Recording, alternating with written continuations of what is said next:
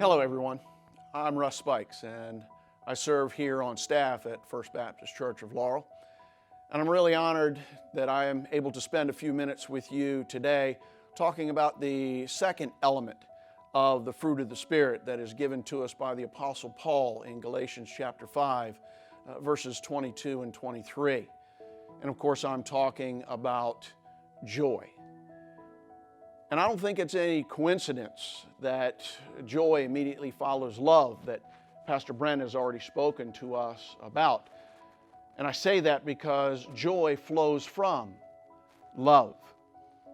But there's also a couple of common misunderstandings about joy that I'd like to address with you today.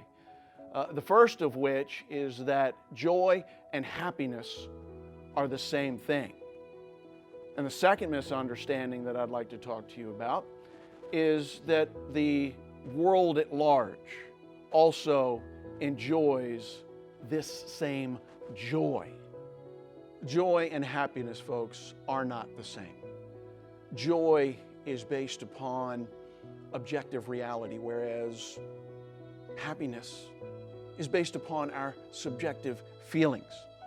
In our circumstances today, these changes to our daily routines, the guidelines and the restrictions that have been handed down to us from our governing authorities.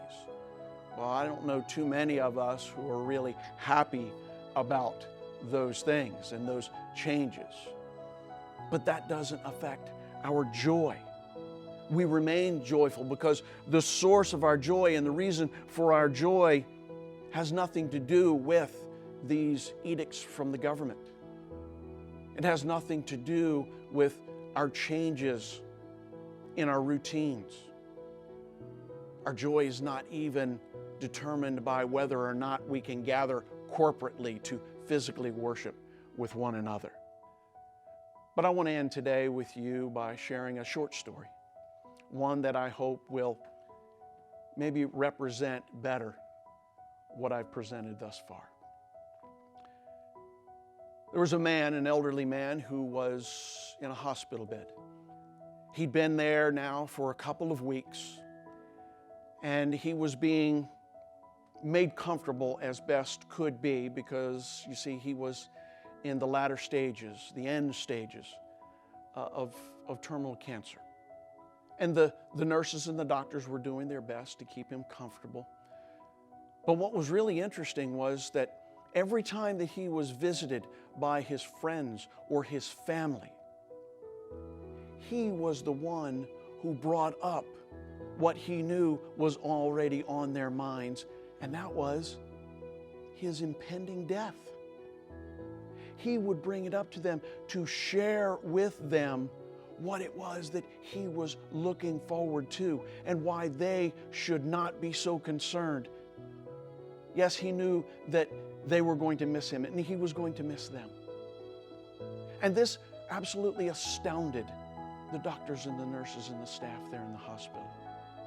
In fact, the head nurse, the one that spent the most time with this man, made a notation in his file, in his chart. And that notation simply said, "This patient is inappropriately joyful." You know, folks, our faith is really ultimately tested when all we have to rely on are God's promises. And I would hope that you and I, when we are ultimately tested, when our faith is tested the most, that we too might be described as being inappropriately joyful. Thank you for your time today. God bless you all.